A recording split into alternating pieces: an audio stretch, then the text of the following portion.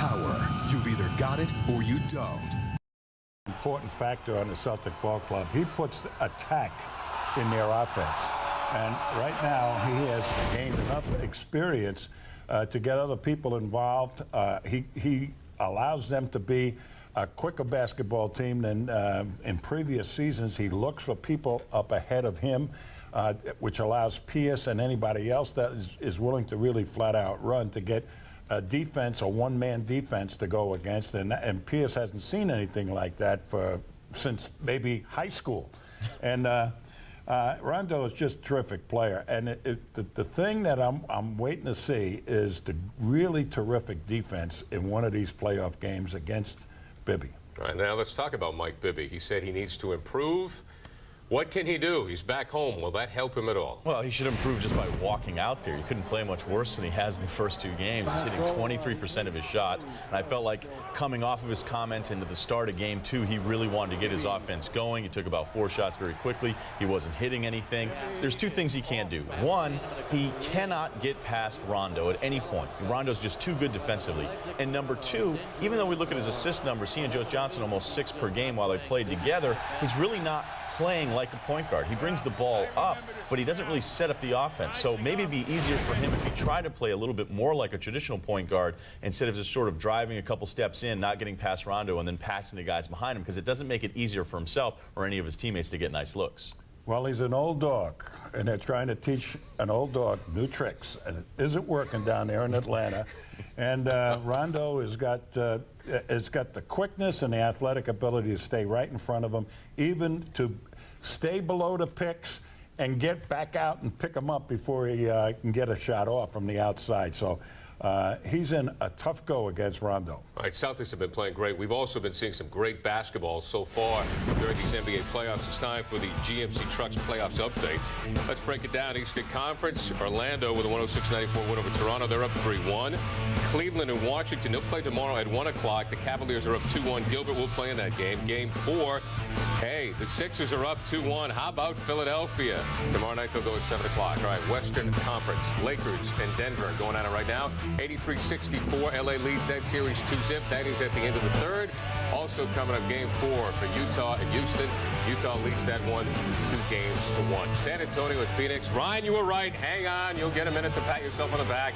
Phoenix is having problems against San Antonio. They're down 3-zip. They'll play tomorrow. And also playing tomorrow, New Orleans at Dallas. And Dallas was able to grab one. All right, first up, before you get to talk about how you were right about Shaq. I've been right about him too long now, so I didn't bring it up anymore. Philadelphia has been amazing.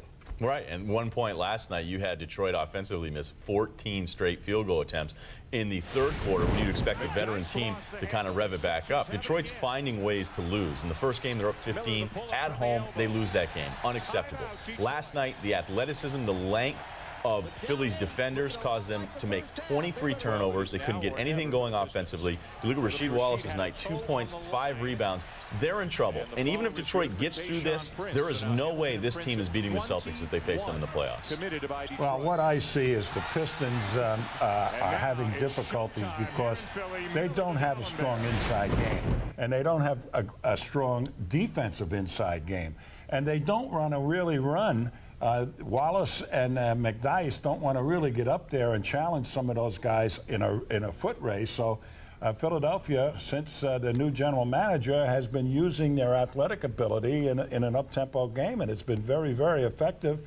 And I don't believe that the Pistons have enough talent to stay with them. All right, one-sided game so far. When you talk about Cleveland and Washington, Cleveland dominating the first 2, but then in that game 3, Washington really came back despite it getting to Gilbert. Yeah, they ran a lot of different defenders at LeBron James, which is almost an automatic thing that you have to do. Washington was really revved up for the energy, but let's not kid ourselves. Deshaun Stevenson, by the way, 10 of his points were in the 4th quarter when they were already up 20, so Mr. Clutch didn't exactly get it done when it mattered.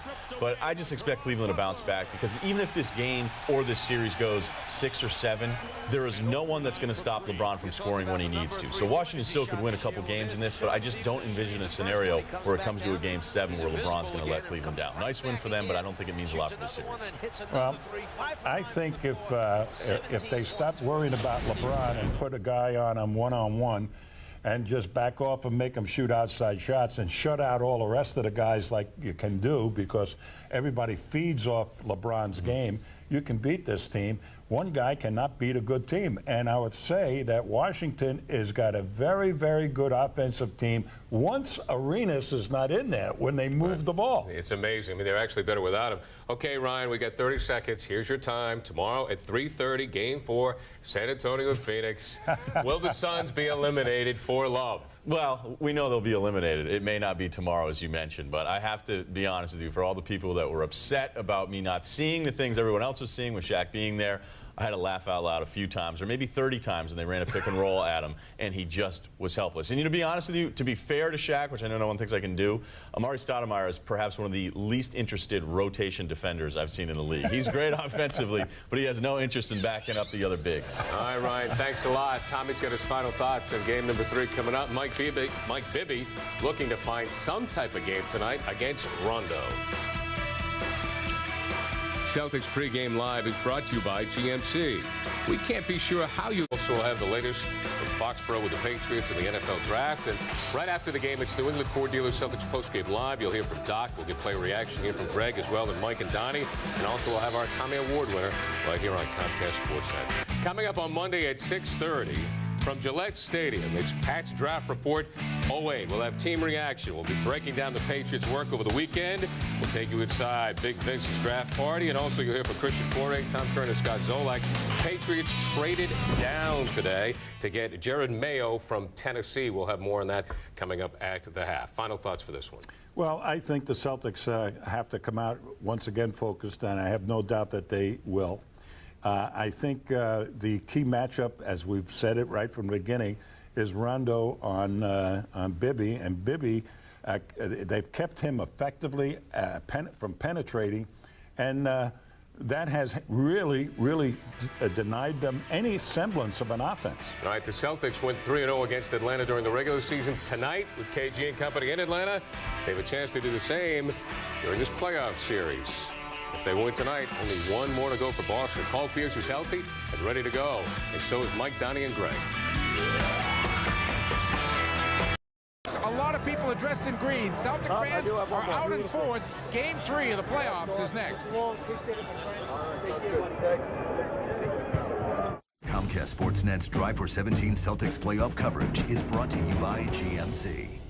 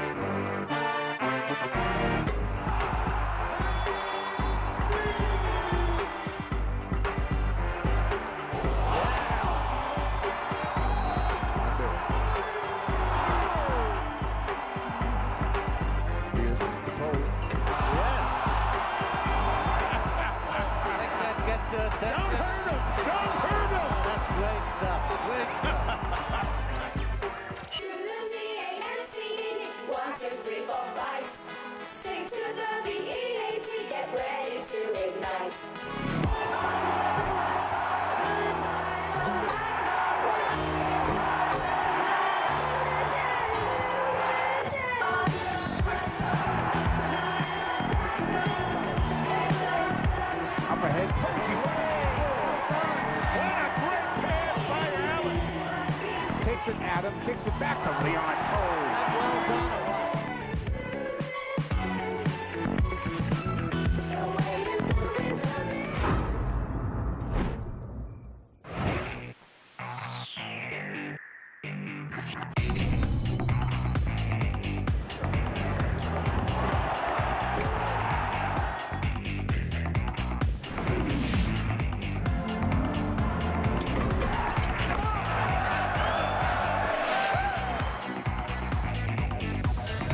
Welcome inside Phillips Arena. A sellout crowd is on hand, and the NBA playoffs are about to continue. The Celtics and the Hawks, Game 3 set to come your way. The Celtics currently with a 2-0 lead. Hello again, everybody. I'm Mike Woman, along with Donnie Marshall. Desperate times for these Atlanta Hawks. They got blown out in the first 2 games. What can they come up with, Don? Well, Mike, desperate times means desperate measures, and this is a young team. What do young teams do well?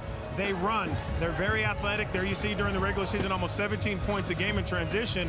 But once you get to the postseason, what you have to do is you have to do what got you there, and that is run. The only problem is they're not converting. The Celtics are being very stingy in transition, so the Hawks are going to have to do a better job of getting out, letting Mike Bibby run this team, let Josh Smith and guys like that fill the lanes. First 2 games, all Celtics. The coaches believe the Celtics can play better on the offensive end. I'm not sure they can play a whole lot better on the defensive end where they've smothered the Hawks. Well, they're doing exactly what Doc Rivers has preached all season long. You have to get back in transition defense. The stingiest team in the NBA, the Celtics, 9 points a game in transition. That's what they held teams to. And when you're playing against an Atlanta Hawks team who likes to run, defense is going to win. Continue to be stingy, continue to be on the string defensively. You'll have no problem here in Atlanta. All right, we'll see what the Celtics are able to come up with here tonight. See if they can get any transition baskets and hope that defense will again shut down this young Atlanta Hawk basketball team. The matchup that Doc talked about most before the series began, Rajon Rondo and Mike Bibby. So far for Rajon Rondo, it's gone very well.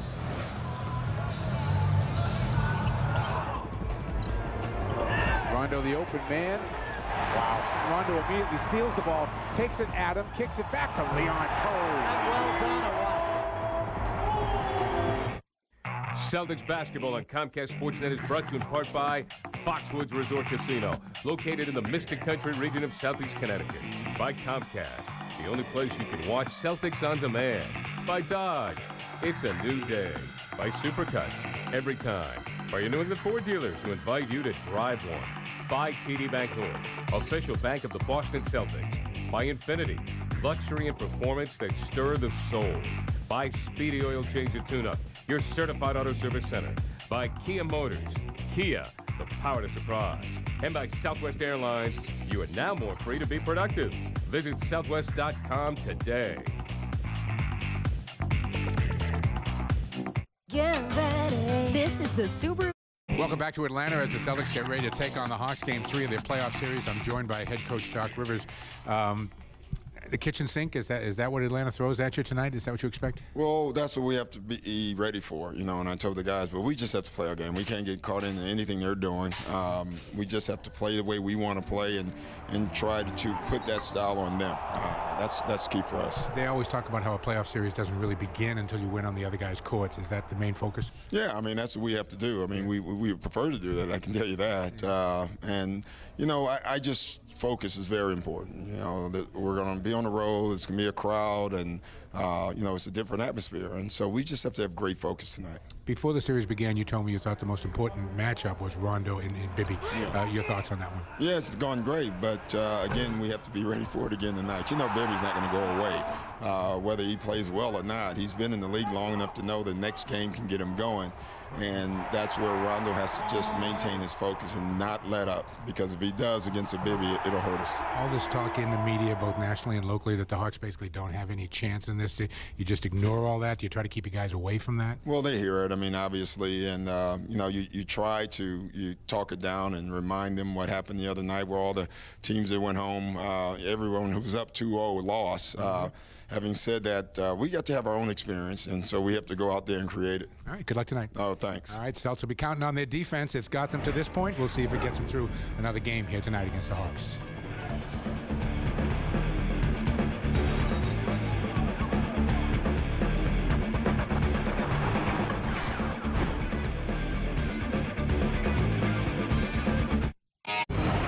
Rajon Rondo, and the green is back on. Rondo steps into another shot. Makes Well done. Rondo finds KG. Oh, two. yes. Rondo doing it all at the moment. It's game time. All right, John, thanks very much. Everybody, I mean, there's a band, there are cheerleaders, there's everybody out on the court trying to get these Hawks and their crowd pumped up for tonight's game. Let's take a look at our Southwest Airlines starting lineup for Game 3 of this NBA playoff series. No surprises for Boston. Rondo and Ray Allen in the backcourt. Perkins, Pierce, and Kevin Garnett Along the front line for head coach Doc Rivers, he's kept the Celtics very focused to this point. We'll see how they fare through their first playoff road weekend. Game 3 tonight, Game 4 Monday night here in Atlanta. On the other side, for the Hawks, their backs are to the wall. They haven't been treated very well by the local media here. They've got something to prove. It'll be Bibby and Johnson along the back line. Horford, Williams, and Smith along the front line. For head coach Mike Woodson, shaved his head before the playoffs and said, I'm never going back. This is the look I'm going to have for the rest of my life. We'll see about that one. In his 4th season as an NBA coach. In his 29th season as our sideline reporter, here's Greg Dickens. But the 29 it is. Mike Woodson had some very simple instructions for his team before the game. They were posted on the dry erase board in the locker room. It read, run for layups every possession and value the basketball, something they did not do in the first 2 games to the tune of 36 turnovers. On the other side for the Celtics, you remember Paul Pierce going down with that hard foul in Game 2, went out with that lower back strain. He told me his back is fine, not worried about it, it's not an issue. Went through all shoot-around this morning and all of practice yesterday back up in Boston. Good to hear. Good news to hear. Let's take a look at our honeydew list. It's brought to you by Honeydew Donuts, who invite you to try their delicious new mudslide iced coffee. What do you got, Tony? Well, it's simple, Mike. Slow down the Hawks' running game. You've done that in the first 2 games. The Celtics continue to do that. And self-motivation on the road. This crowd is going to boo you. It's going to yell at you. But you have to be self-motivated. The team has done also a great job of that on the road all season long. A lot of guys with a lot to prove. The usual meeting between James Posey and each of the starting 5. It's remarkable. They all tell me that James always has something different to say. You wouldn't. It's amazing. That's a lot of stuff over the course of a season.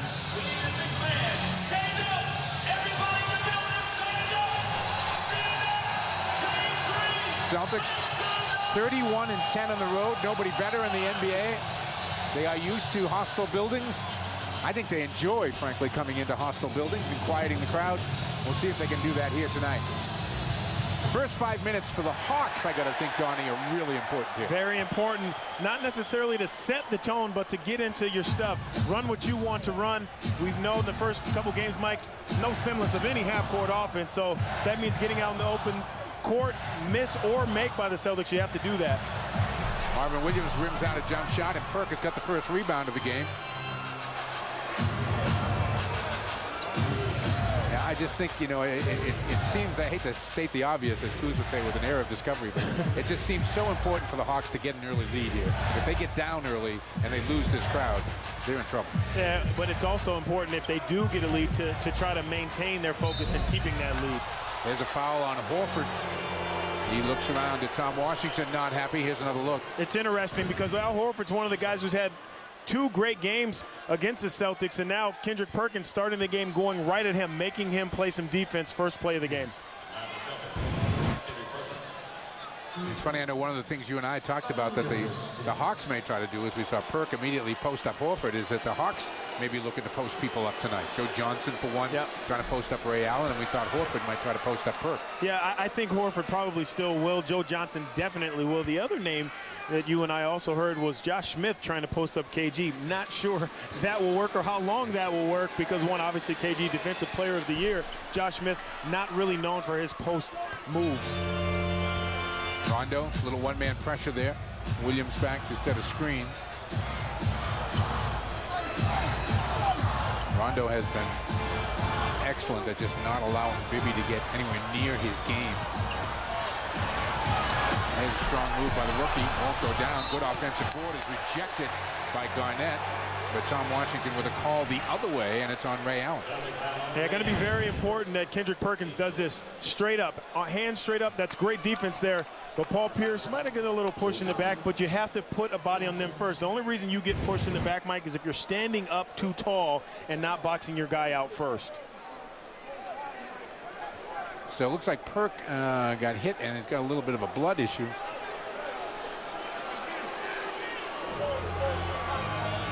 And he's bleeding from his right eye, and I think he lost a contact, too, in the process. Eddie Lacert immediately up to do a little work. Doc McKeon is also on the trip with us here.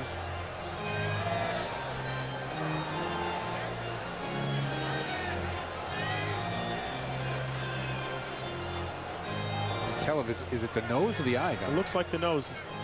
It's like Eddie Lillard just used a little cotton swab and just to clog the nose up there.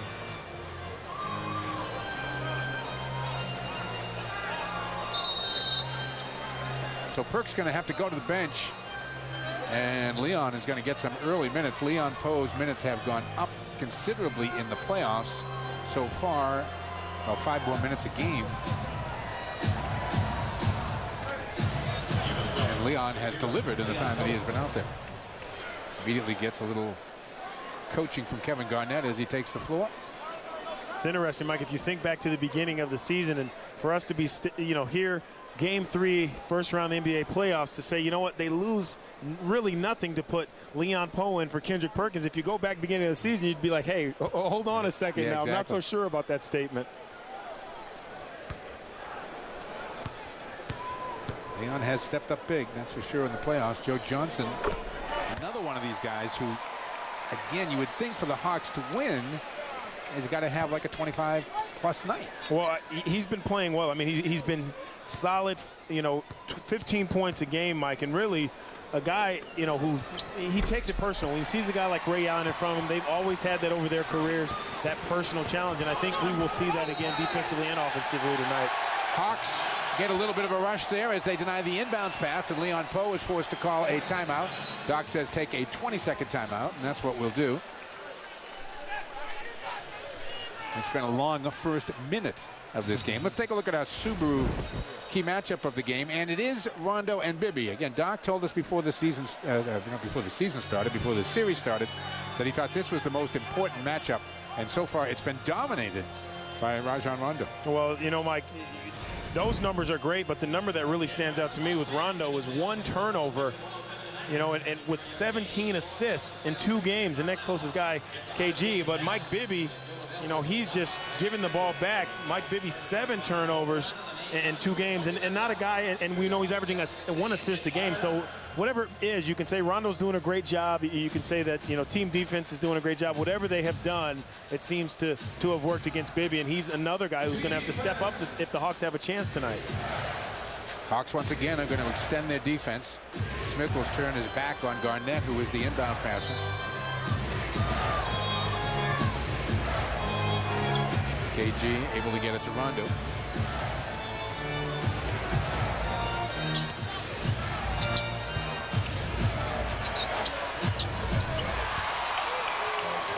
This fantastic offense, Mike. The one thing that you have to understand about great teams, you get to the playoffs, you continue to run your stuff that you ran during the season, but you're more precise with it. I'm looking around there. I get caught looking around on that Pierce basket, but I was looking in the balcony upstairs, and I mean, there are not many people in the balcony. There are a lot of empty seats in this building. KG for 2. Heads up play, Rajon Rondo taking it right at Mike Bibby, and KG doing what he's done all season long, following, knowing that Rondo is going to find him on the break.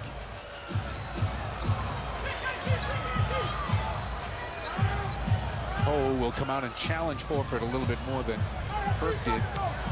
Smith kicks it back out to Johnson. Johnson into the paint for a runner, and he gets 2.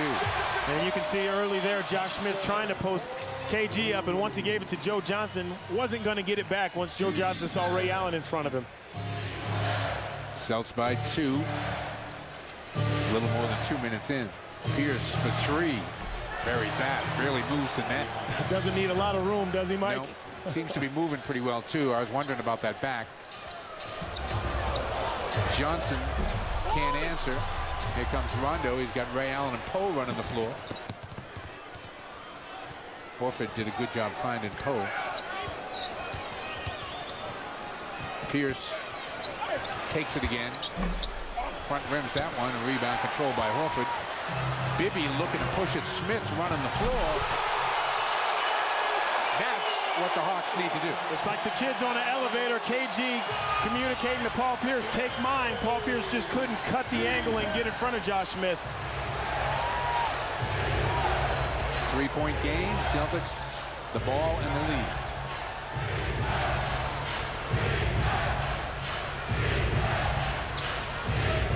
Kevin Garnett.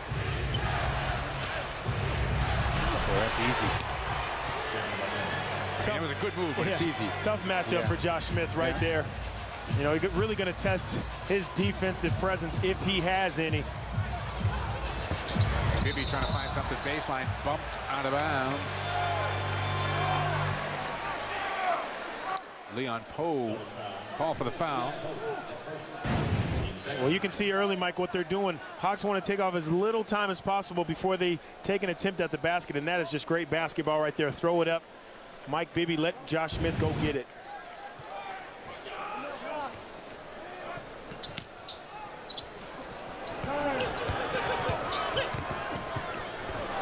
Williams knocks down the jumper. First semblance of any kind of offense we've seen, Mike. Kendrick Perkins is going to come back into the game. Rondo responds on the other end. And he has to do that. Mike Bibby continues to go under the screen. Rondo stops, lets him get stuck behind that screen and makes that jump shot 15 feet. Celtics have hit 5 of their first 6 shots as Smith flushes one on the baseline.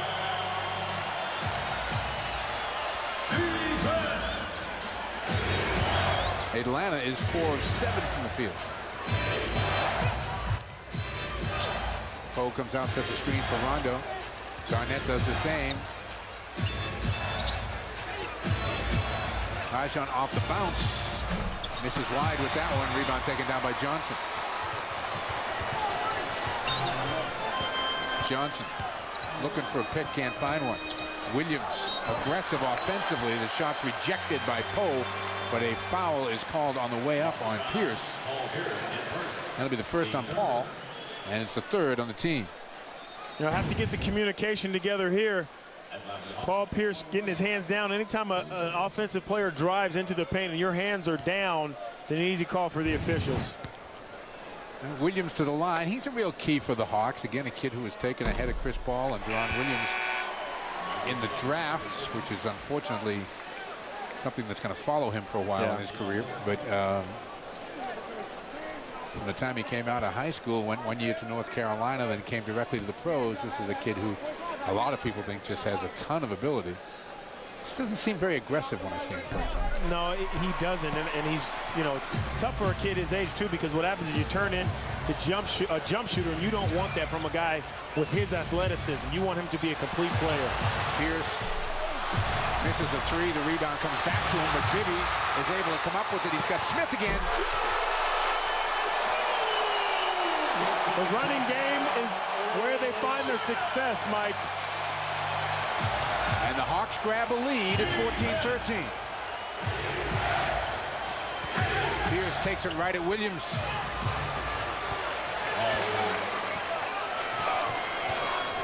Celtics 6 of 9.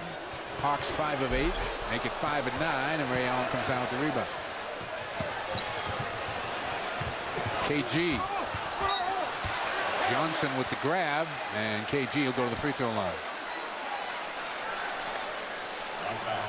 Kendrick Perkins looks like a heavyweight fighter out there. He's got both of his nostrils blocked up because of the bleeding.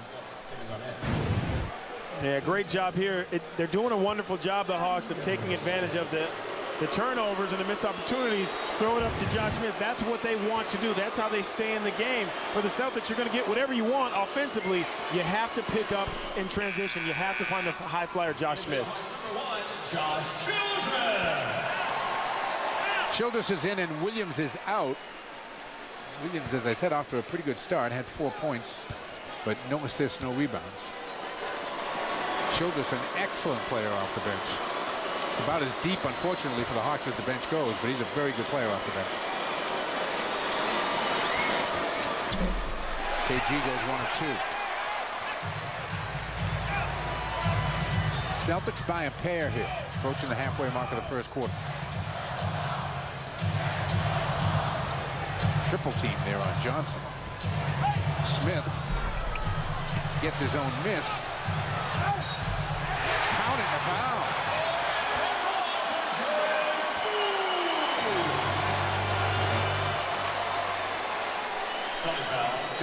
And right now you can just see the energy is going to the Hawks. Josh Smith misses that, follows his own shot, and patience here. Up and under, 3 Celtics move out of the way, but using their hands to play defense. You can't slap at the ball. Use your body. So Smith out of the block quickly here. 9 points. Better than half the Hawk total. Little trap. Rondo's able to avoid it at half court. Garnett and Bibby in a mismatch down low. The Celtics find it. Horford comes quickly to help. Inside to Perk for 2. Great recognition. KG understanding. 2 guys running at him. Didn't want to take the gamble to throw it behind him to Perk underneath. Makes the pass to Pearson. So unselfish, this team.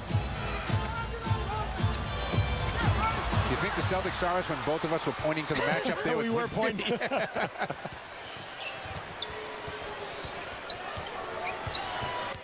Rondo.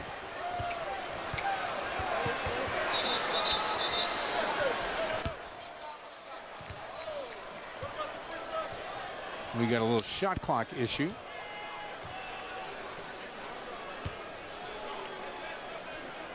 Tom Washington up to straighten things out at the scorers table. Boston by 1 here, 18-17.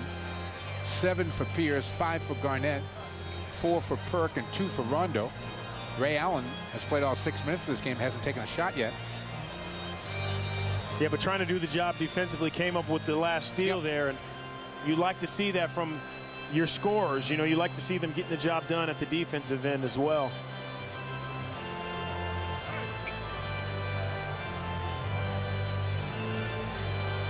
Celtics a very focused bunch the last 2 days here in Atlanta. Got in late yesterday afternoon, early evening. Boston all business. They did not want to prolong any of these playoff series. They would very much like to finish this as quickly as possible and then just sit and wait, see who they'll play next. And you see what's going on around the league in the playoffs. You know, teams are coming back. They're sneaking up on teams. Philly, on Detroit. You know, Toronto, obviously, they let one go today, but, you know, you go in 2-zip into game 3 thinking, okay, this is where we take control, and if you don't focus, teams can come back and get that one win, and now all of a sudden you have a series. Well, it's probably the oldest playoff cliche, but they say playoffs don't begin until you win on the other guy's court. That's right. So what's going on? Phoenix found that out. Yeah. Paul Pierce is seated right above us here. He's a little impatient that they get back to work.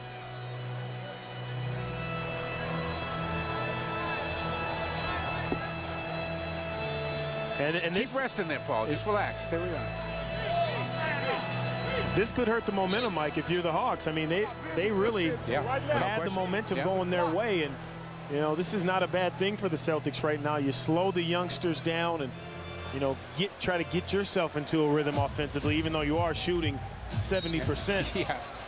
Veteran move by Pierce, coming and sitting down during all that.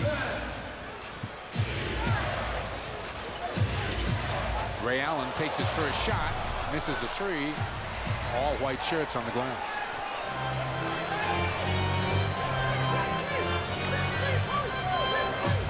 Childress gets his first touch.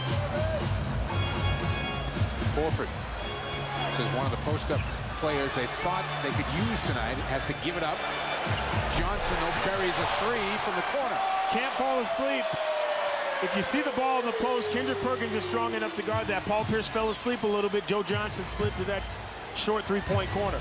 Rondo off the handoff, couldn't finish underneath, gets it to Pierce. Pierce finds KG, takes his time and knocks it down. Yeah, KG tested the wind, made sure it was going in his direction. So much time he had, knocked it down. Johnson back in that same corner he just hit the 3 from, now trying to back his way in. Smith will try one straight away. Wow. And sometimes, Mike, when you got it going, that basket starts to open up and get a little bit bigger in your mind. Hawks with their biggest lead, 3.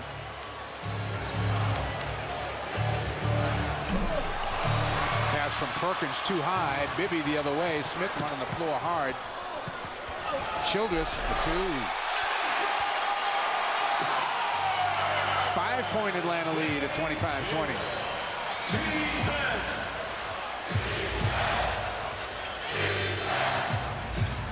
James Posey's going to come in off the Boston bench here in a minute.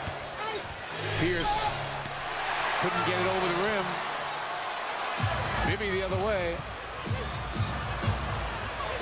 Bibby's got KG in a switch. Johnson rings out a three. Picked off by Smith. And good patience by Josh Smith there. Thought he would have tried to have a heat check there, see if he was still hot. Kendrick Perkins is about 6 feet off of him. Horford lost it. It appeared on the way up. A Kirk got a piece of it, one of the two. Crowd thought he was fouled. Rondo the other way is. You can see Bibby pointing in the other direction. And we're going to get ourselves a timeout. Celtics have got their hands full early here in Atlanta. 3:24 to play in the first. And the Hawks are up by 5.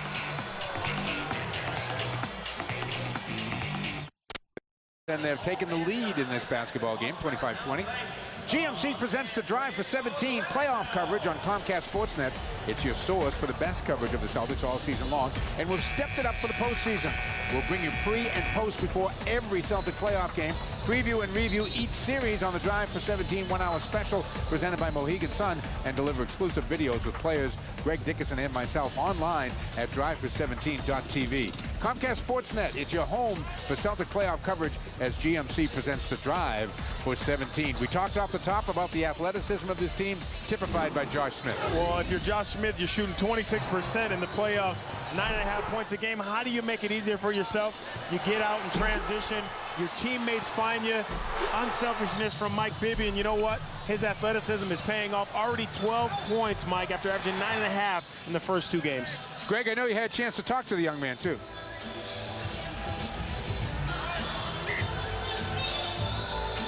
Back to their days when they were together at Oak Hill Academy. Rondo transferred from a high school in Louisville, Kentucky, and the two became fast friends. Matter of fact, they were roommates together at the school. Josh was telling me that Rondo went from a guy who was just the 105th ranked senior in high school basketball to being a McDonald's All-American. He also told me that Rondo was the real troublemaker on the team. He would start food fights and actually take fire extinguishers around the campus and start fire extinguisher fights as well. I said, Rajon Rondo? The same Rajon Rondo who plays for the Celtics? Foul is called on Kevin Garnett, setting that screen. That foul is offensive. That's the first on KG. And the Hawks get the ball back up by 5.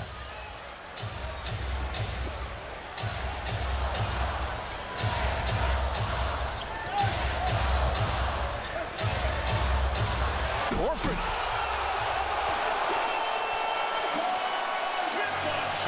Really all set up by Mike Bibby's cut. Giving him Rondo the shot fake. A defender runs at you. You find Horford posting up in the paint. Inside to KG. Working on Smith. Rebound Horford.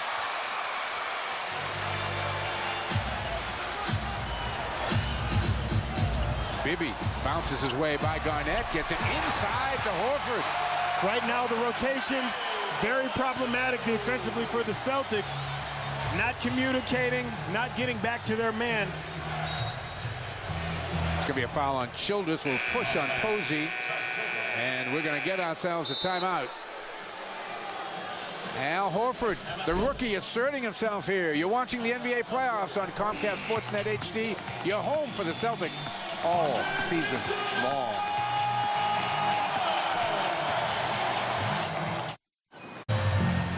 9-0 run here for the Atlanta Hawks, and they have taken the lead in this basketball game, 29-20. Hey fans, the Celtics are decked out in playoff green, and you can be too at Modell's Sporting Goods, your hometown sporting goods store. Modell's is the official sporting goods retailer of the Boston Celtics, so stop by Modell's today for the best selection of Celtics gear. Go gear up for the playoffs. You got to go to Moe's. Tonight's official league leaders stats are brought to you by TD Bank North, the official bank of the Boston Celtics. Road attendance, what we're looking at here tonight, and the Celtics better than 19,000 every night the Celtics were on the road. Turned out to see them only the Lakers and Nuggets were close to the Celtics in that category all year long. Well, Mike, although Mike Bibby still scoreless tonight, 2 assists in the first 2 games, 5 already tonight, being much more aggressive catching Celtics ball watching, finding your big fellas down low. Well, this crowd, again, it's far from a sellout crowd. As you look around upstairs, you certainly can see a lot of empty seats, although some of them have filled in since this game began. But the Hawks have the crowd on their side right now, which is, I think, something the Celtics, if they had their druthers, obviously, would have liked to quiet them down a little bit. But P.J. Brown and Sam Cassell have come into the game for Boston. They stay out there with Perkins, Posey, and Pierce.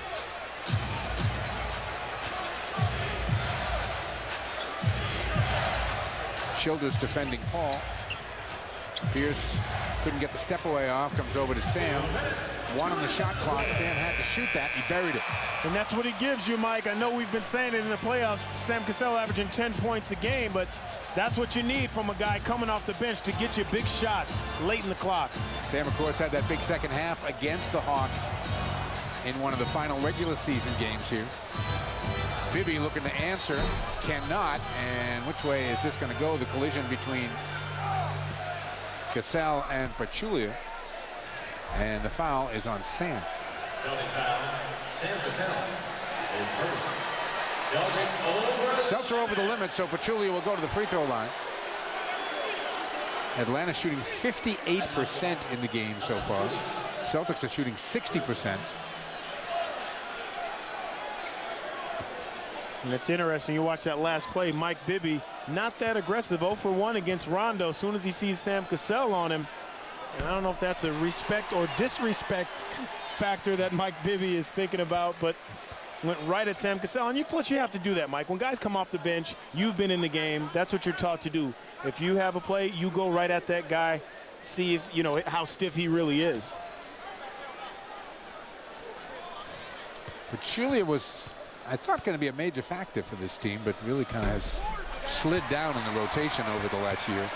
Well, it just seems like they're an athletic team, and their athleticism rules. I mean, Jaja, not that athletic, but eventually you're going to need a big guy like him down in the interior. 17-6 now, the Hawks run. And a whistle and a foul as Pierce takes it hard to the basket. Doc was up working the officials hard. Here's another look. Yeah, this is what you got to do to a scorer. You make him play some defense, and Paul Pierce, we've seen a couple times going right at Joe Johnson. Marvin Williams is going to come back in the game. Johnson goes to the bench. That's his second personal foul.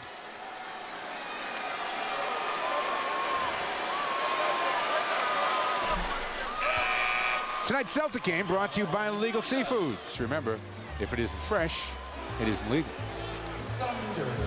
Pierce now with 8 points to lead all Boston scorers. Smith has got 12 on the other side. Celtics down by 8. 7. Few too many points on the board, Donnie? You know, yes, but I'm not worried about it. I think young teams, once they give you their first blow, it's hard for them to maintain. And, you know, you can make those adjustments defensively if you have to, if you're Doc Rivers. Smith comes up short. P.J. Brown's got the rebound. P.J. long enough to bother Smith. Pierce, and that foul is going to be on Marvin Williams. Great heads-up play by Paul Pierce there, Mike. Looking over the defense, great job. I mean, once you see that defense retreating, he's moving. You go right at him.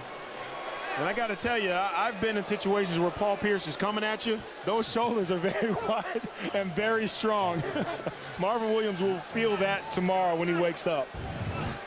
One of the most consistent things over the years I've found with Celtic fans who have watched on TV and come to their first game, they're always amazed how big Pierce is when you're in person. Or if they see him somewhere out, they're just like, wow, I had no idea he was that big. You know, and I hear from a lot of guys, you know, not just around the league, but, you know, doing the college game a little bit, and they say, Paul Pierce, not a very ripped guy. Is he that strong? And I'm like, you know, some guys just don't fill out like that. Some guys just cannot get their bodies to be defined. It's a lot because of their genetics, but I tell you, this guy is in shape. We know he's been the Iron Man on the team this year.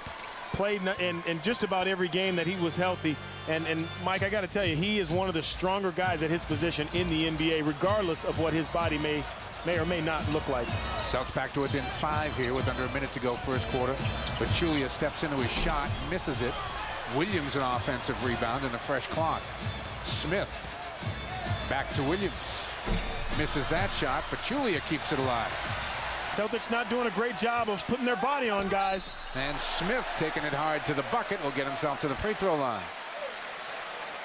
You know, right now, Celtics one step behind on the offensive glass for the Hawks. You have to put a body on these guys. They're active. You know that.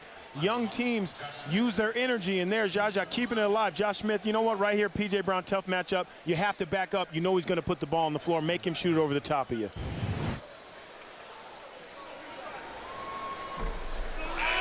Smith born and raised in Atlanta, as Leon Poe checks into the game.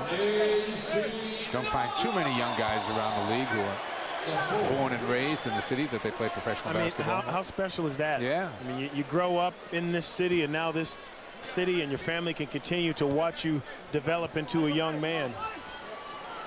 Yeah, other than a little one-year trip up to Oak Hill, he's played his whole basketball life in and around the Atlanta area. It's awesome.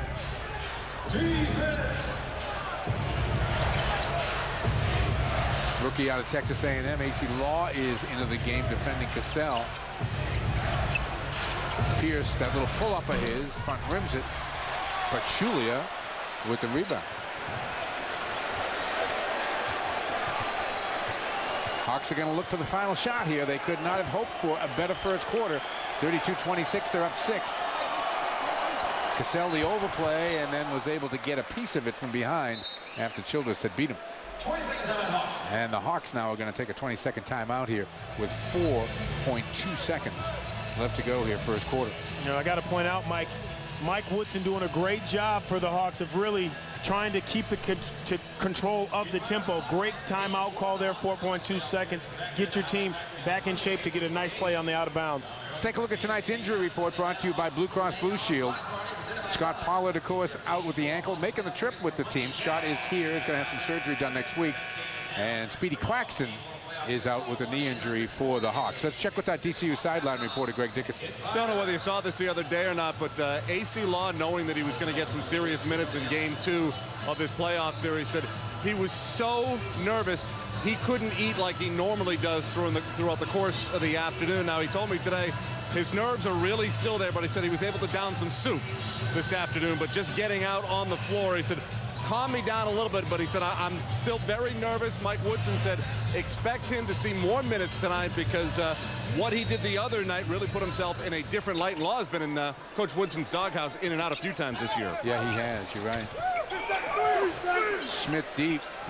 Nope. Rebound kept alive, but Sam Cassell picks it off underneath. And the Celtics have gotten back to within 6. So 6-3 advantage to Boston over the last minute or so of the first quarter gets them back in the hunt.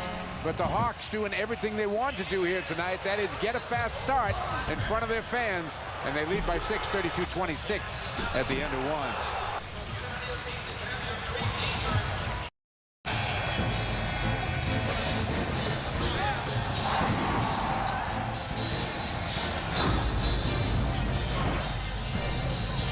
A look at the famous Fox Theater here in Atlanta, 32-26, a 6-point Hawk lead here as we're about to start the second quarter. The Hawks missed their last 5 shots as the Celtics cut into what had been a 9-point lead. Mike Gorman along with Donnie Marshall, glad you could join us here. Let's take a look at the quarter stats. They're brought to you by aceticket.com, Boston's best seats. You want the best seats in Boston for all sports, concert, and theater events. Call aceticket.com at 1-800-MY-SEATS. Celtics got James Posey, Sam Cassell, Ray Allen, P.J. Brown, and Leon Poe on the floor. It's AC Law, Pachulia, Childress, Horford, and Williams. Good look by Sam, but Posey unable to get the layup down. Yeah, P.J. Brown just ended up in the wrong spot at the wrong time there and contributed to James Posey's missed layup. Williams, size advantage on Ray Allen, tries to bump him down, goes out to Horford straight away, misses the shot, but Julia is doing the job off the glass. It's his second rebound in 3 minutes on the court. Also kept one alive. Good hands by P.J. Brown, but Julia gets it back, and P.J. fouls him. Yeah, tough spot there for P.J. You did your job. time running off the clock. You got it down to about 9 seconds on the shot clock. Big guy about 30 feet from the basket. No need to foul him. P.J. Brown knows that as well as everyone in this building. First team foul here on the Celtics, 52 seconds into the second quarter.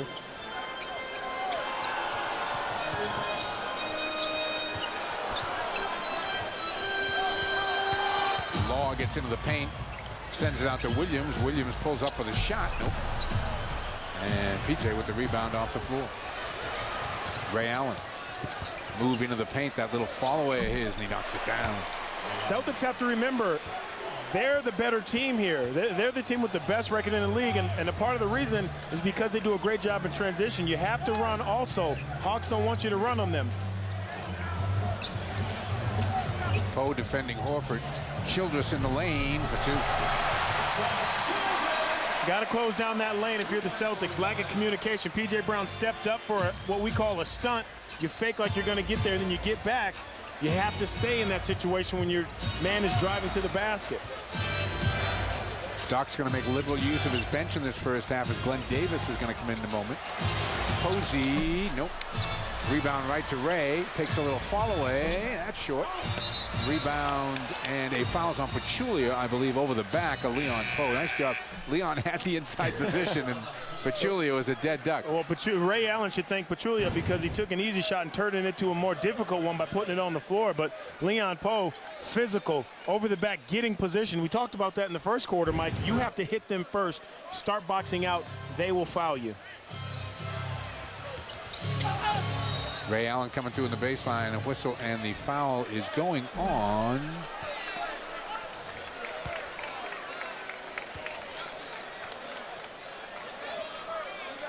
Didn't she put up 41? It looked like that was Josh Childress who that foul was on. Well, now Violet Palmer, she's calling it on James Posey, but giving the ball to the Celtics. Yeah, that's, I know. You can't do that. Yeah. She got it together. Yeah, she wanted to call it on number one. She put up 41, and that's why the scorer wanted to give it to Posey and trying to figure out how the Celtics had the ball. But it is on Childress.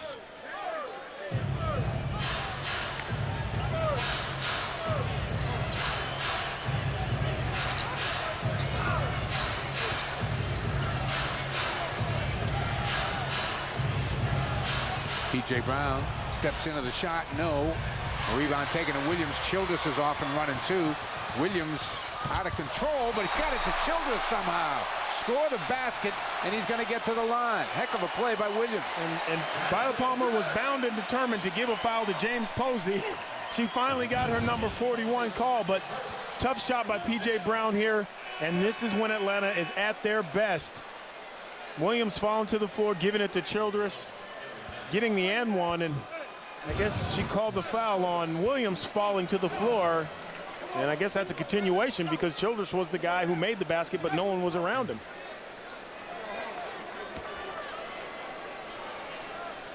Hawks stretch it out to 8 again after the Celtics had got it down to 5 with the ball, 4 rather.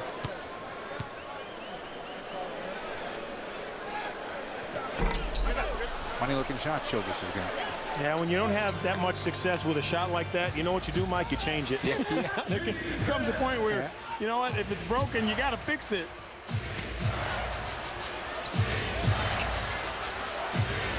Pachulia up and under Garnett. KG gives him that little baseline shake.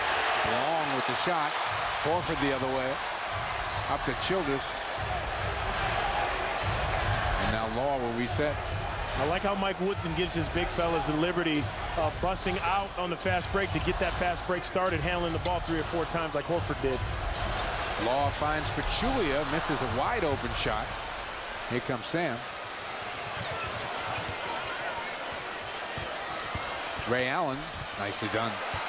Great, that's what you call a controlled fast break. Mike Sam Cassell looking over the defense. Ray Allen recognizing a mismatch going right by Pachulia. And the Hawks are going to take a timeout. 8:43 left to go. 36-30. You're watching Celtics playoff basketball on Comcast Sportsnet HD. We're back in a 6-point game, 8:43 left to go here first half. Tonight's bonus code is brought to you by IdentityTruth.com. Early detection, your best protection against identity theft. IdentityTruth.com. Let's check in with our DCU sideline reporter, Greg Dickerson.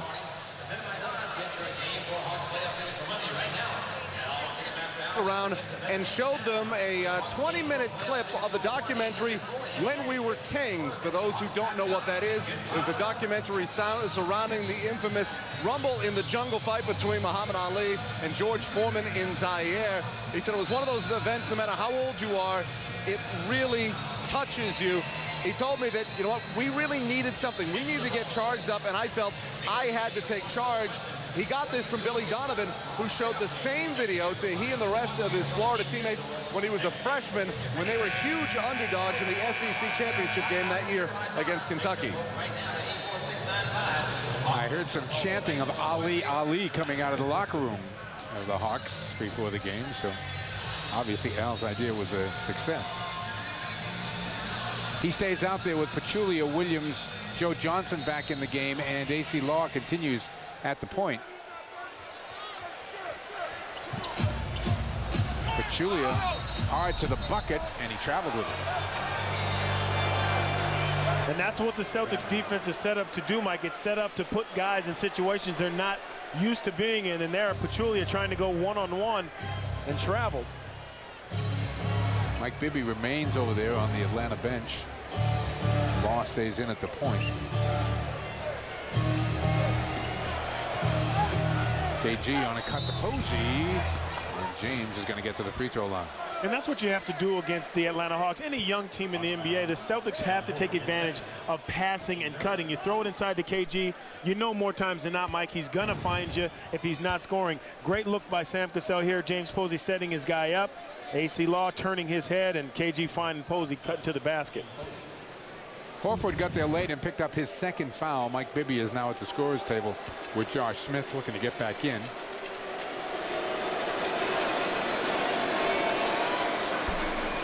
James knocks down the first. Mike Bibby, Josh Smith. Law will sit down, and so will Horford with his second foul.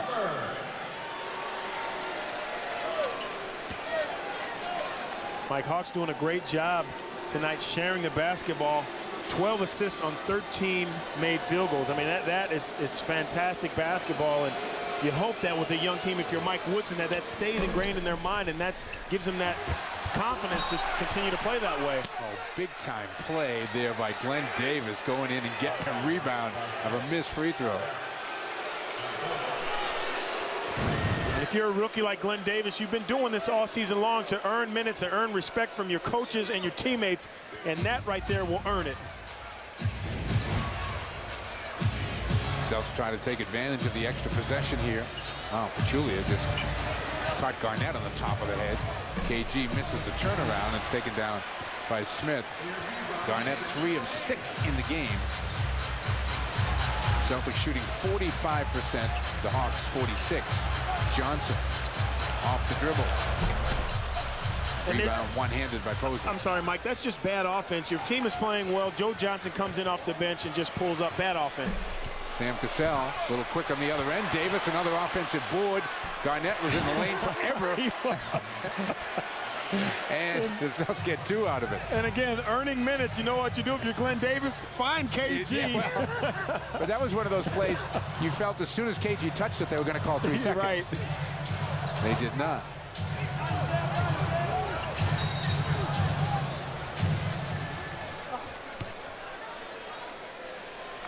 Foul's going to be on Davis. Glenn Davis doing a great job again, seeing the basketball, keeps his eye on the ball when it goes up out of Sam Cassell's hand, and you know what? No place to go. KG says, all right, I'll shoot it. Another foul on Glenn Davis. Now, that may have been a foul. The first one, I didn't really see the contact there. He got his money's worth on that one, though. He did. And that's what you do if they're going to call a foul. You know what? I'm going to foul you. You know, Glenn Davis trying to fight his way through, and, you know, I guess that's a foul, Mike. It was hard to see, and there he goes again. I mean, same exact play right there. Yeah, pretty good acting by Bibby there going down. Smith little out of control. Celtic bench screaming for a travel. Instead, they get a three out of Joe Johnson. 39. Game that just come with the territory of going out and beating the team who had the best record in the NBA during the regular season. They play better basketball tonight, and you know, they happy. You know what I'm saying? So, like I said, we just go back, practice, correct some things, and come back and try to get them. There you go. On Monday, try to get a win. 102-93. Hawks defeat the Celtics tonight. The series 2-1. Celtics are still up. Coming up next, you're going to hear from the captain, Paul Pierce. Could you use some sun? With 93. Again, the series Celtics up 2-1. Let's take a look at some numbers. From beyond the three-point line, the Hawks were lights out. 55.6%. As we told you earlier in Game 2, they were 0 for 5 in Boston. Are you kidding me? Also shooting close to 50% from the floor in general. It's going to be tough to beat a team that's shooting that well. So welcome back, everybody. It's time to check out the highlight reel brought to you by Wendy's and the new Chicky Go Wrap Premium Chicken, reasonably priced, available all day long, including late night at Wendy's.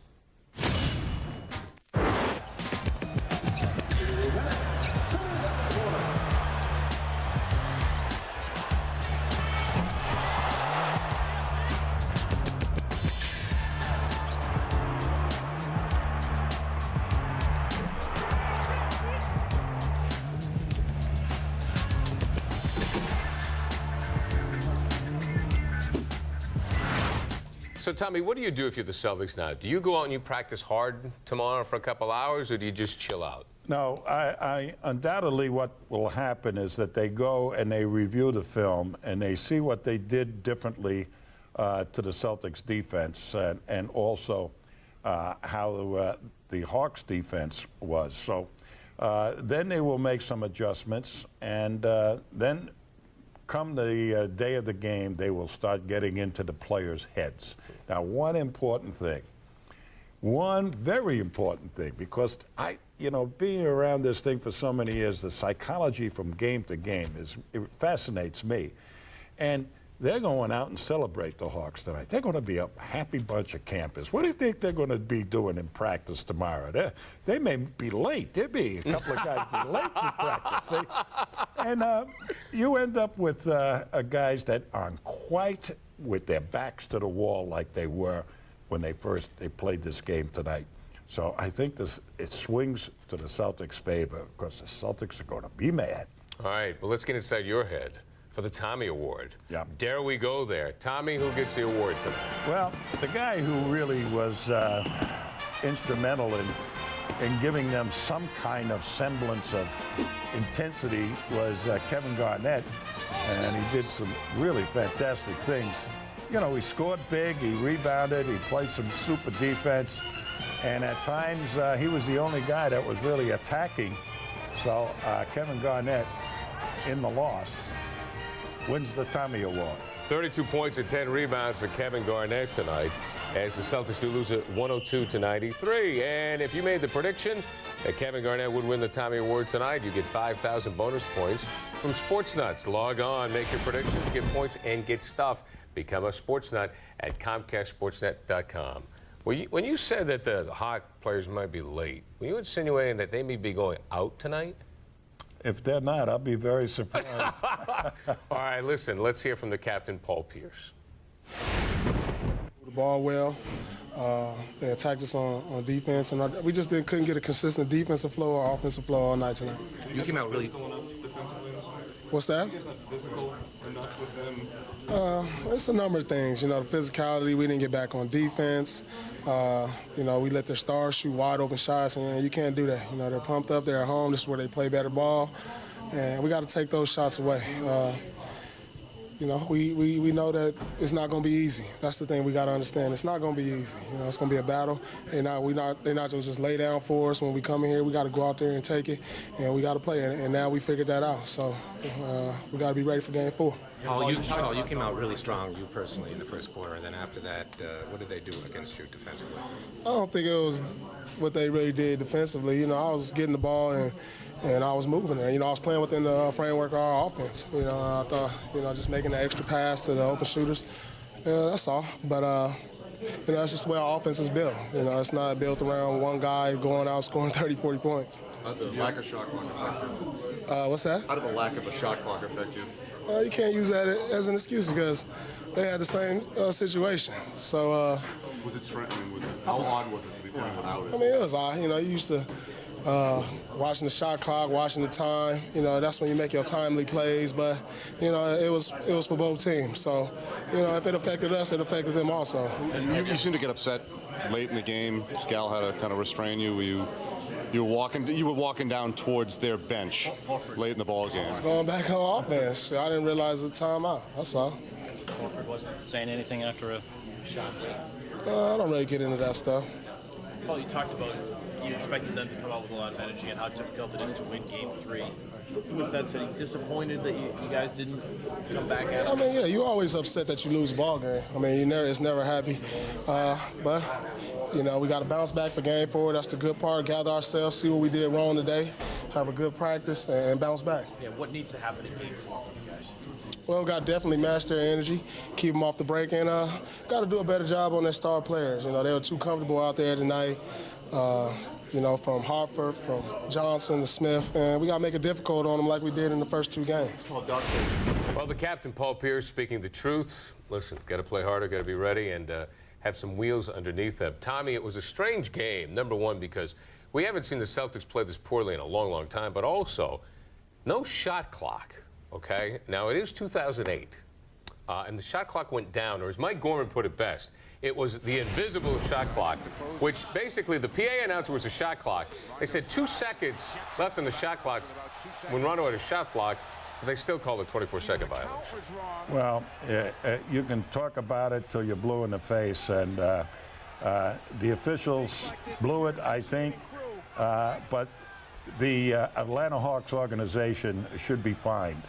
And I'll tell you why, because it's my understanding, and I may stand corrected, that you got to have alternative clocks if the clock system goes down. And they used to have in every building the floor clocks of years ago that in case the big ones went down over the backboard, yeah. You had those on the corner, and I don't think they had them in the building. So if that be the case and they're supposed to have them, they ought to be fined. I blew my mind. As Mike Gorman said, the invisible shot clock. Rajon Rondo after the game. Am I disappointed? Yeah, or was it something you saw differently defensively that was a struggle tonight? It wasn't really. It was energy was there. We just didn't make our right rotations. We went away from what we've been doing all year, and they exposed it. Did you see them do much differently offensively tonight than what you saw in games 1 or 2? They put us in a lot more pick and rolls, and our rotations wasn't there at all. We didn't get the bump on the right man. We didn't close out to the three-point shooter. So they had a great game plan, and they went out and executed well tonight. How do you feel overall about the series now? Still 2 games to 1, Game 4 coming up. I feel this is a must-win for us. Especially coming in on Monday. They'll be very energetic as well again, and we just got to come out and match their intensity. What do you guys need to do differently in Game 4? Just what we've been doing all year. We just need to talk, communicate out there, keep our composure, and just continue to execute on the offense end. How disappointing was tonight for you guys? You just got to move on. It's just a loss. It's part of basketball, but we just got to go back and watch the film, continue to grow. Like I said, we got to keep our composure. I'm past the loss. I'm gonna go home and watch the film, but other than that, I'm going to move on and try to focus on Game 4. Talk about keeping your composure. Did you feel you lost it at any point in time tonight, or was that an issue? Me? You or team in general? I think team we did. We were doing things that we haven't done all year, and I think it hurt us a little bit. And I don't know if the other team saw it and fed off that as well, but it's not our character. That's out of character for us, and hopefully we won't see that the rest of the postseason. It might not be easy to say now, but is this a good lesson for you guys? I mean, do you walk away learning from something like this for a playoff game? It was adversity tonight. We didn't handle it well at all, so we just got to bounce back from it. So it's a good lesson. It happened now, but it might not be the last time, so we just got to continue to grow from it. How did the lack of the shot clock affect you guys, if at all? I don't know. It kind of affected me a little bit because I'm so used to knowing the situation, knowing what time to get certain play calls that we can get off. If it's 20 seconds on the clock, you can get the second and third option on the play. But if you don't know what's on the clock, it's hard to run different plays and get through different sets. Were you rushing it a little bit, shooting a little earlier because you weren't sure how much time was left? I don't know. We settled for jump shots as well. Again, we did that last game and the game before, but we made them. But tonight we didn't make them, and they took advantage of it. Well, defensively, you guys played well the first 2 games. What was the difference tonight? What kind of adjustments did they make offensively? And they picked us apart, I think, in pick and rolls. Especially the roll guy. We didn't help at all. It wasn't a great, team defense effort tonight. Were you not searching out the post as much as you would have liked in the offense? Say what? Were you not searching out the post as much as you would have liked in the offense? Yeah, we could have got it, in the post a lot more. But, we didn't. We settled for jump shots tonight, and they took it and ran with it. We didn't shoot well from the field. KG got some good looks, but they came and tracked them. They showed them different looks. So, they played well tonight. What did Doc say to you guys afterwards? Keep your composure. Bounce back at game 4. This is about handling adversity. It's not going to be easy. And like I said, it probably won't be the last time we face this situation. Well, Tommy's going to be chatting with you during the game. Game 4 on Monday. GMC Trucks presents Drive for 17. DriveFor17.tv. You can chat with us at DriveFor17.tv. Again, during the game on Monday, and also on New England Ford Dealers Celtics post-game live. We'll be chatting it up, and you can ask Tommy anything you want about the game as you see it right here on Comcast Sportsnet. Ron Russillo coming up. You're about to meet your match at your New England Ford. GMC presents this playoff update. Let's check out the Eastern Conference. Orlando today over Toronto, 106-94. The Magic up 3-1. Cleveland and Washington, with Cleveland leading that series 2-1. Game number 4 tomorrow at 1 o'clock, and Gilbert Arenas is going to play in that game. How about Philadelphia? They lead Detroit 2-1. 7 o'clock tomorrow for game number 4. Philadelphia certainly surprising a lot of people, including the Pistons. Today, the Lakers went up 3-0 over Denver, 108-84. LA leads that series 3-0. 5 Lakers in double figures. Kobe Bryant had 22 points.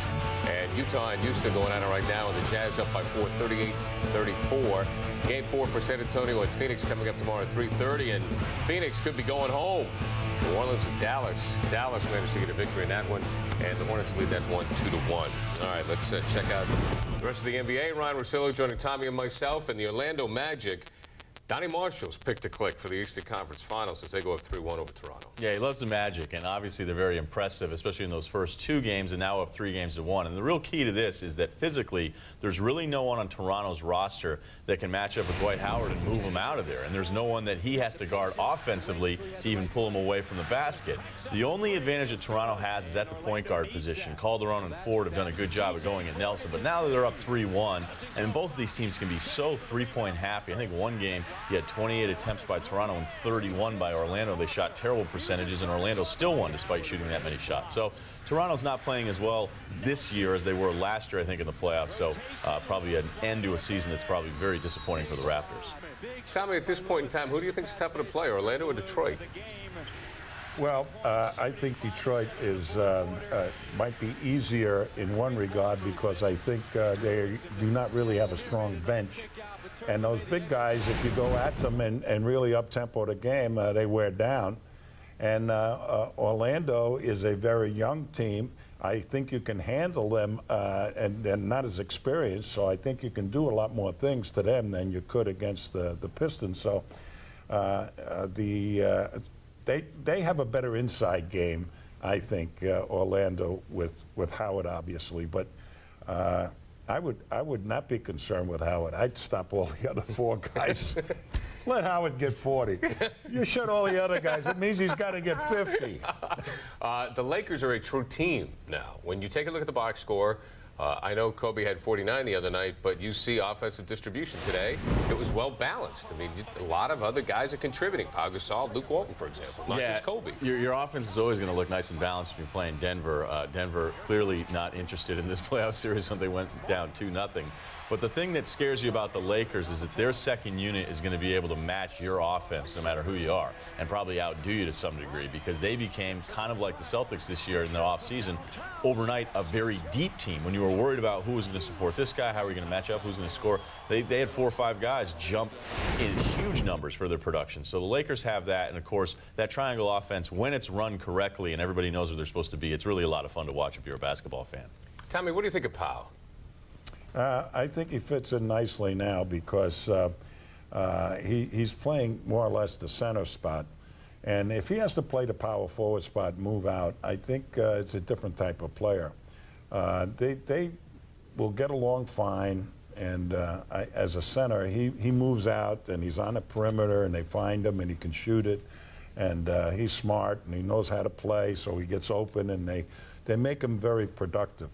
So he's been an effective player. He's an all-star player that nobody ever knew about. Can the Lakers get by in New Orleans? Well, probably can't get by in New Orleans. But San Antonio? Well, the way San Antonio played in some specific big matchups at the end of the regular season against, Utah, the Lakers specifically on a Sunday game, Phoenix, they looked like that window was closing somewhat. It was like, all right, this is the end, because you're all sort of surprised when you see it. And really what it showed to me was that San Antonio just paced themselves a lot more than other teams did. The Lakers, Boston didn't pace themselves as much as the regular season. Not saying that that's a bad thing, but it just shows you what San Antonio could do. So I still have a hard time picking against San Antonio in any series, especially as dominant as they've been the first 3 games against Phoenix. Okay, Tommy, we got the 76ers. They have a 2-1 advantage over the Detroit Pistons. And people were surprised the way Philadelphia stole the game at the Palace. But now they're up 2-1 in Game 4 tomorrow. What do you think? Oh, I think they're a terrific basketball team. Ever since they started playing aggressive basketball instead of half-court basketball, they've been a phenomenal team. They had terrific young talent. They can very athletic. They've got a point guard that'll unleash it. He's still in his prime in Miller. So they're to be feared. And they're not deep on the bench, but they get support from a couple of players. They went 22-5 at one stretch, so they're easy to sort of dismiss when you look at that 40-42 record. But this team played really good basketball in the second half. Mo Cheek's got this team to play very hard. And there's 2 other things I learned tonight. Not about Philadelphia. It's that, 1, I never want to be an official after sitting through a game with you, Tommy. Oh, come on. I never really said anything about the official tonight. In fact, you guys were complaining about the official. Well, the Rondo call, I'll admit. But 2, I think he's into it a little bit. I think he's a little into it. So, I'm always into it. Yeah. You got to understand. This is a joy. There should be a contest. A contest to give away an opportunity to sit in our conference room and watch a game of Tommy. We should still be I feel like calling a winner him, tonight. Everybody knows him as Tommy because he's so friendly and lovable. But in reality, it's still Coach Heinsohn. It is. Trust me, folks. Felt like it in there. When you watch a game, it's still Coach Heinsohn. Coming up Monday at 8 o'clock, Celtics and Hawks, game number 4. And the Celtics should be, ready for this one. GMC Truck Celtics pregame live at 7:30 as Coach Heinsohn joins me again for this. Donnie back in Atlanta with Mike Gorman for the call of the game. Football, folks, we're going to recap the Patriot Draft. It's happening at 6:30 on Monday. It's our Patriot Draft Report. We'll be at Gillette Stadium. We'll break down the weekend in their picks. You'll hear from Vince Wilfork. We'll go inside Vince's draft day party. Christian Fourier, Tom Curran, Scott Zolak, a cast of thousands will be joining us as Felger and I will be down at Gillette, Patriots headquarters, to recap this weekend's draft. Okay, Ryan, before we let the coach have the final word, thoughts on Game 4? Well, I would show a highlight reel of the Atlanta Hawks acting like they won Game 7 of the NBA championship at different points to the end of that fourth quarter. Specifically, Josh Smith, little Al Horford, just mix it up. I wouldn't show them game tape of their really poor offense late in the fourth quarter for the Celtics. That should get this veteran team fired up enough to go out there and take Game 4. Well, I think Doc knows the right strings to pull, and I think they have to make some technical adjustments. I think the energy will be there for Game 4. And I think the psychology has swung already to the Celtics. Yeah, advantage Celtics 2-1, and also on the mental aspect of things, could have been Atlanta's championship. Who knows? 102-93, the Hawks over the Celtics tonight. Celtics certainly didn't have their A game or even their B game, but the Hawks did, and you give them credit as Josh Smith had 27 points. KG leading the Celtics with 32. Thanks for watching. We'll talk to you Monday, everybody. What does the GMC Spring Collection mean to you? It means not sacrificing capability for fuel economy. Acadia, better highway fuel efficiency than any 8-passenger SUV. Sierra, the best available V8 fuel economy in a full-size pickup. And Yukon Hybrid, the first full-size hybrid SUV. The GMC Spring Collection. Current GM owners get a low-mileage lease on the 2008 GMC Acadia for around $369 a month. Call for residency restrictions and details. The Spring Collection. See them now at your participating New England GMC dealer.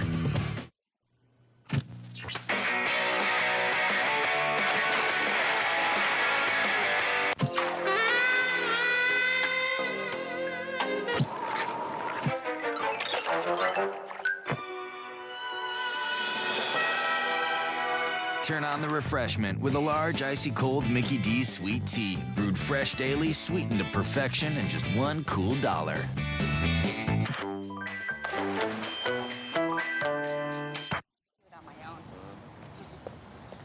Hi guys, what's in the shopping bags? We're picking out fixtures for our new kitchen. New kitchen? Whoa, glad I'm not paying for that. Actually, we got a really great home equity deal. Where? DCU. DCU's Equity Line Plus rates as low as a quarter below prime plus more flexibility. What are you doing with all the money you're saving? Big plasma TV, right? Yes. No. No? Small plasma TV?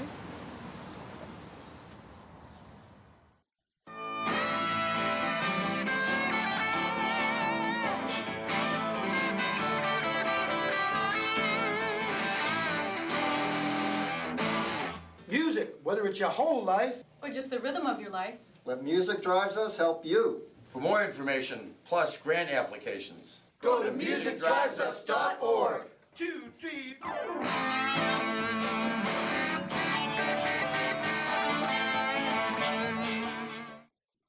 So, EJ, we've designed you a signature shoe worthy of a 3-time All-American with mad smarts and sick leadership skills. Ta-da! There are over 380,000 NCAA student athletes. Yeah, you got your GPA embossed right there. I love it. And just about all of them will be going pro in something other than sports. Can I get it in a loafer for casual Fridays? Yes. Yes. I get customers that come in all the time and they say, oh my God, your work is beautiful. And I always say, well, I used to do ugly stuff, but I got bored with it. For a small businessman, every year, your situation is different. Some years you got more money, some years you don't. One of the things I've liked the most about Blue Cross is that every year they come out with a series of new plans which allow you to stay almost level in terms of cost. The service at Blue Cross has been great. They pay the bills, I pay my bill, everybody's happy. This week on Celtics Now, Playoff Edition. The postseason is finally here, and you can feel it at the Garden. Intense. It's so intense. It's unbelievable. I can't wait for the Celtics to go all the way. It's going to be unbelievable. I'm so excited for everything this year. From the fans to the players, we'll experience the playoff atmosphere. Kevin Garnett is known for his intensity. We'll experience that firsthand in an exclusive one-on-one interview. Anything less than a championship, a failure to you this year, despite all the success? I'll tell you this, always have and always will be. Only one winner, and the horse to lose. How do players concentrate with all the distractions surrounding them when they're at the free throw line? They practice. You know, we have a good time, and I think you make 9 free throws and just get out. And, you know, sometimes you get on the line during the game, you just make reference to, you know, the day before practice, make those free throws. And we have a little color in this week's Planet Pollard, as Scott Pollard does color commentary for the Celtics game in Atlanta. Hey, do you guys have pointers for me? I need some help. I would say just be yourself, and it'll be a brief but interesting career. All of that plus our Celtics Now remix featuring plays from the last time the Celtics and Hawks met in the playoffs 20 years ago. It's all coming up next on the playoff edition of Celtics Now.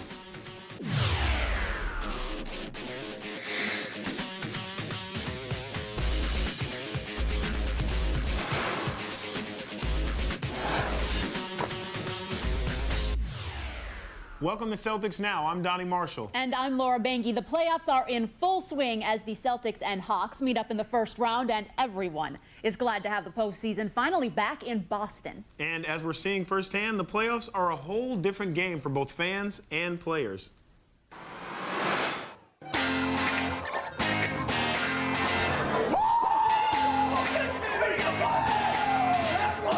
Clearly, the most memorable nights I ever spent in the old building were afternoons were playoff games. There's no question about that. The most emotional games, the games that drained you and obviously drained the team, were playoff games. And people react just as the players do because the stakes are so much higher. It is incrementally better. There is no question about that. I've been waiting for this moment my entire life. The Celtics have been the greatest basketball team, and I've never been a part of the whole dynasty, the whole loyalty to the team. They were great in 19 1985. I was born in 1985. I want to be a part of the great Boston Celtics playoffs.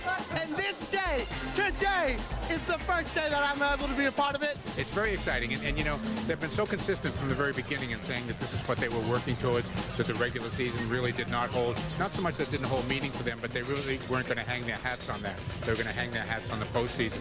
So we're here now, so I think we may even see the intensity level, if possible, by these guys get ratcheted up a little.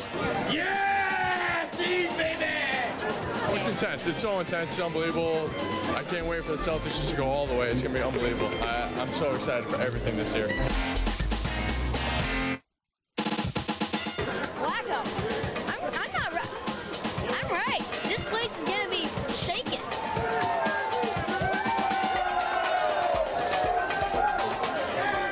It's rare when you can hear the fans in the locker room when your team runs out, but you actually could today. And I was back, you know, in the bathroom, combing my hair. Right, we want to take advantage of it. That's something that this team has worked extremely hard for the whole year, and you know, we have the first game in your own backyard. You want to send a message to the opposing team, and I thought our fans. Yeah, as soon as you come out, you saw the smoke, you know, the fans roaring. Playoff basketball, what more can I say? Just in the playoffs, the guys realize there's more at stake. Not that we don't realize it during the regular season. I think the sense of urgency goes up, sense of not wanting to go home. A lot of things you start thinking about once the playoffs come. Regular season, you have your ups and downs. In the playoffs, you can't have any downs. And our mindset is take it one game at a time. Pretty much take that day for what it is and move on to the next. Oh, it was fun. I loved it. It was so fun. Stuff before the game, the fans was cheering. You know, that's how it's going to be up in the Garden. And you know, we got to keep giving the fans what they want. Meaningful basketball games are the best ones to do. Unfortunately, we had a lot of them this year. We had a lot of years where we didn't have very many meaningful games. So, yeah, it's fun, and it's going to get more fun. His intensity is contagious. Kevin Garnett leads by example, expecting 100% from himself and his teammates. His energy level is one of the things he talks to Greg Dickerson about in an exclusive one-on-one interview.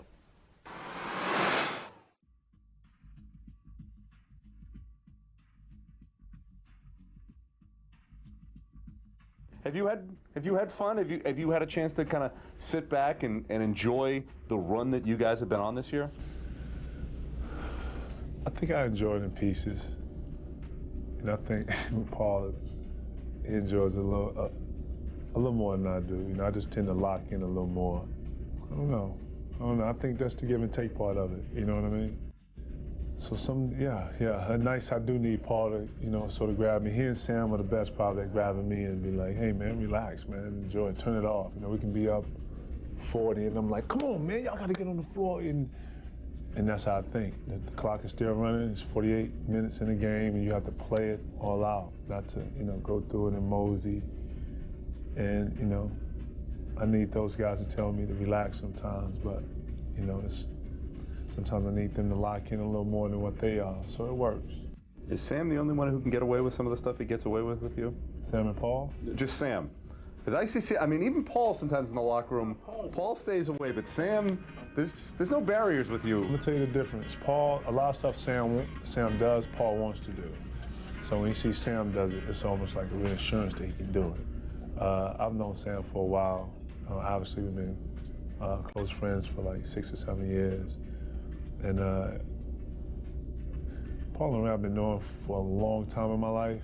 And if I had any kind of brothers in the league, it would be those three along with Ty Lue and Chauncey. So imagine like having 3 brothers on a team that don't care how you take it, don't care if you get mad, you know, they say what they say.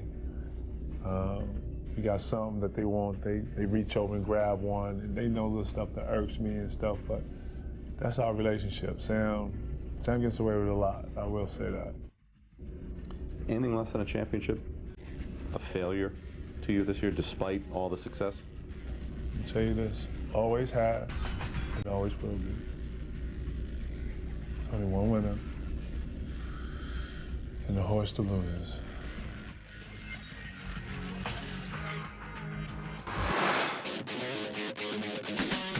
Up next on Celtics Now, it takes concentration to make a free throw, especially at Celtics practice. You know, you might have a little funky dance in front of them, or like, you know, the game has gotten real crazy. So, you know, Paul makes up the rules as they go along, so you never know what can happen. But first, we take a look back at one of the best plays from the 1988 Eastern Conference semifinals between the Celtics and the Hawks. Stay with us. Parrish right down the middle, jams it over Rollins. Good passing, right back, no dribbling, take it to the basket. That's the way to run the break. Celtics Now is brought to you by GMC. We can't be sure how you'll use our trucks and SUVs, so we engineer all of them to the highest standard, professional grade. Welcome. Is it in the way they hold the door? Is it in the way they say hello? Is it in the way that they treat you like friends? Is it in the way they look or the things that they say and they do? At the sun. Could you use some sun? That's just the way that things are done. I commute to work. I spend a lot of time in my car. I rely on AAA. Whenever I've called for help, they're there. I use AAA for everything to do with my car. To insure it, fix it, even a battery when and wherever I need it. And as a AAA member, I have access to a whole network of savings at places I shop all the time, even online. And that saves time. Call 1-800-JOIN-AAA or join at AAA.com. Membership for life.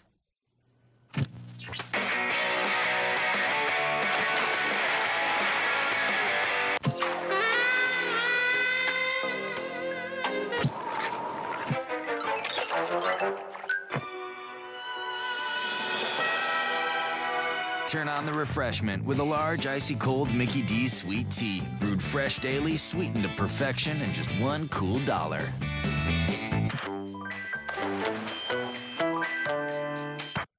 Hi, I'm Roger Cook from This Old House and Ask This Old House. Whether you hire a pro or do the job yourself, a job done right means a job done safely. That's why we call DigSafe before we dig. Damage to buried utilities can lead to serious injury, expense, property damage, and service outages. DigSafe notifies member utilities to mark out their buried lines in advance so you can avoid an accident. Don't take chances. Be a responsible neighbor. Call 888-DIG-SAFE before you dig. It's smart, it's free, and it's the law.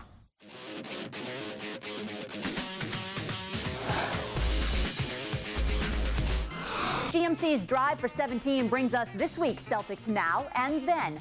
The last time the Celtics and Hawks met in the playoffs, Atlanta had a 26-year-old point guard named Doc Rivers.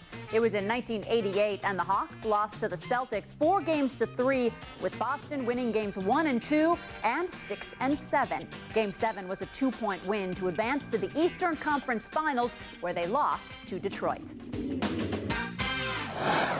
It can be hard to concentrate when you're at the free throw line and 18,000 fans are screaming and waving things around. So some of the Celtics have tried to recreate those distractions. Basically, the rules are anything goes except touching the guy taking the shot. And it has turned into quite a competition at practice.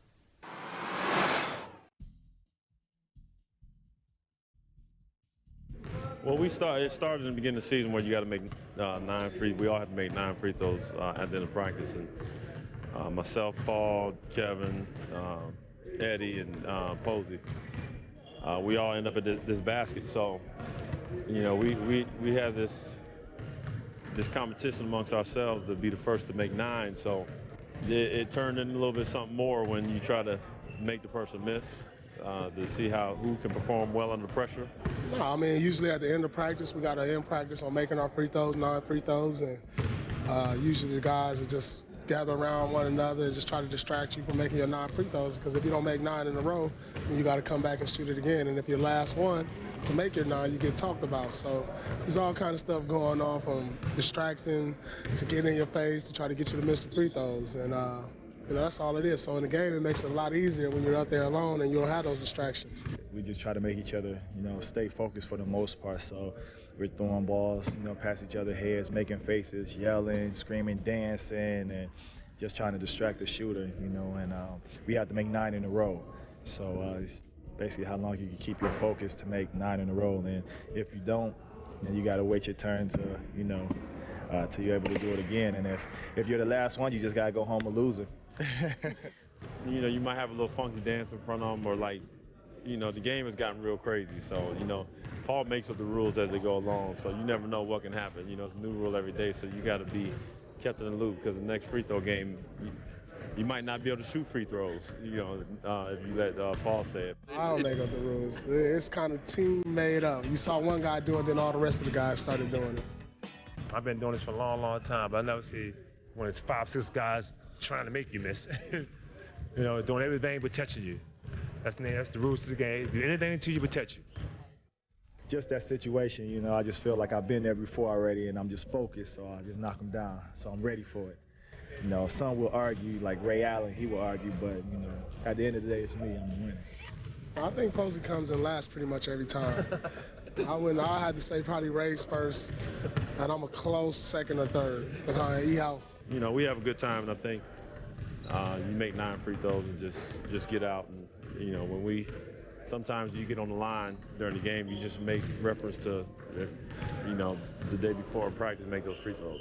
Man, as far as just probably putting just the finger as close to the eye as possible, just throwing the ball right past somebody's ear, just rolling on the floor just in front. I mean, it's crazy, diving on the floor, diving between their legs or whatever. It's just, I mean, it's been creative, you know what I'm saying, for the most part. It's something new every day.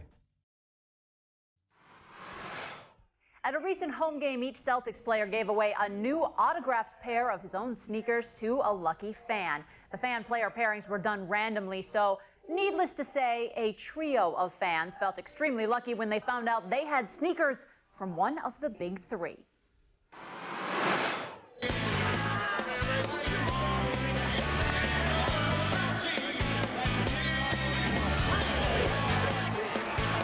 These are wonderful. It was quite a surprise tonight that we were chosen for the fan appreciation. And Paul Pierce is someone who I really admire, and I have his jersey. This will go with it. Well, I got Ray Allen sneakers, which was pretty cool because I just got my player's jersey. His season ticket package was Ray's, came Monday in the mail. So I opened that up, the green jersey, and then tonight I missed KG, but I got Ray. So that's still cool. Yes, I'm very lucky. It's when I heard number 5, Kevin Garnett, I was really thrilled. It's been a great season. Kevin's the ultimate team player. Obviously, he's the key in this great turnaround, and just a great player and a great teammate. And to have his sneakers and have them signed is just an added bonus. You know, they're doing a great job here. The marketing people, the organization. It's really fun to come to the games. Still to come, we head to Planet Pollard as the Celtics center takes his shot at color commentary during a Celtics game. Ray Allen continues to be the durable one of the big 3. He has averaged the most minutes this year. I think Ray sleeps in a hyperbaric chamber. But first, here's another play from that 1988 playoff series between the Seas and Hawks. We'll be right back. McHale was lucky he didn't get called for over the back on that one. Dominique Wilkins with a jam. How long has it been? Wilkins' first points of the half. He has 9 in the game. Could you use some sun with shot? Radio color man gets pictures with the beautiful ladies. The TV guy. I'm over here standing with you. What's up with that? Hey, do you have some pointers for me? I need some help. I would say just be yourself, and it'll be a brief but interesting career. Yeah. Brief. Hopefully not that. Well, hopefully brief this year. Yeah. Well, hopefully brief this year, but there's no telling what this may open. Doors may open for you off of this appearance that you haven't even contemplated yet. I mean, I could see you as a pitch man for products. You have some game show host potential in you, I think. Oh, wow. Family Feud brought to you by Scott Pollard. It's absolutely, you know. You and Vanna could be big. All right, former teammate of mine, or I was a former teammate of his. I played in Atlanta for about a week or 2 many years ago. Steve Smith, he is currently the color analyst for the Atlanta Hawks television, and I'm going to ask him for some pointers. Steve, you got anything for me? I think the biggest thing is do your homework. I know when I started off, Scott, pronouncing guys' names, you just thought it would come to you, but in the heat of the moment, that's when I got caught on. But you'll be fine. Keeps a dribble alive, finds Cassell. Sam in the lane for that little pull-up. And watching him do that for a long time. He doesn't miss that shot much. That 15 to 18 footer, I think he pretty much owns. No mortgage at all. Ray Allen continues to be the durable one of the big three. He has averaged the most minutes this year. I think Ray sleeps in a hyperbaric chamber. What are your thoughts on that first half, Scott? Well, it was a little topsy-turvy. We got a good lead at the beginning and then let him back. And then I'm happy with the way we finished that first half because we ended up with a 11-point lead. It's just Eddie House trying to, like, cheer his teammate on here. Yeah, he's trying to give me pointers while I'm trying to work. That's right. I don't bother him when he's shooting 3-pointers. There's Josh Smith again. I'm athletic. He got through everybody. How do you react to chatter as a player? Do you engage the other player? Do you ignore it? What do you do?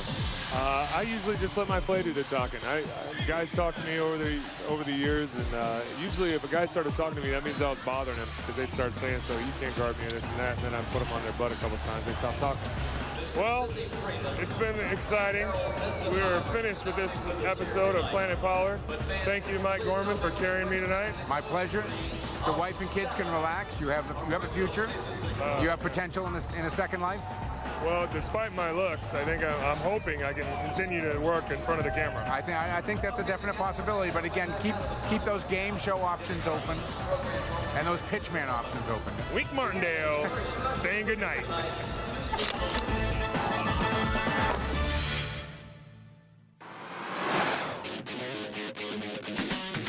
Still to come.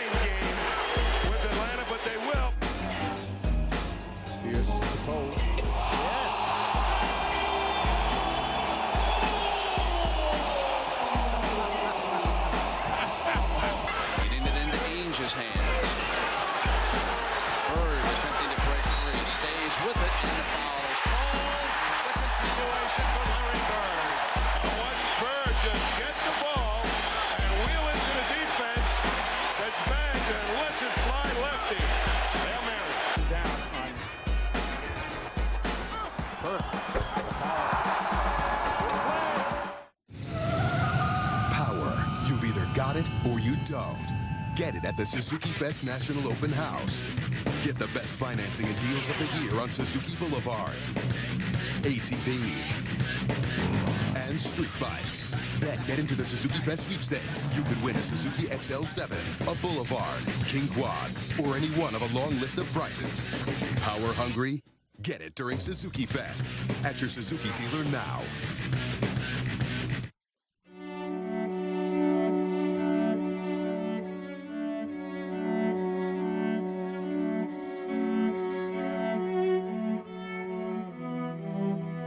There are 380,000 NCAA student athletes. And most of us will go pro in something other than sports. In something other than sports. To learn more, go to ncaa.org.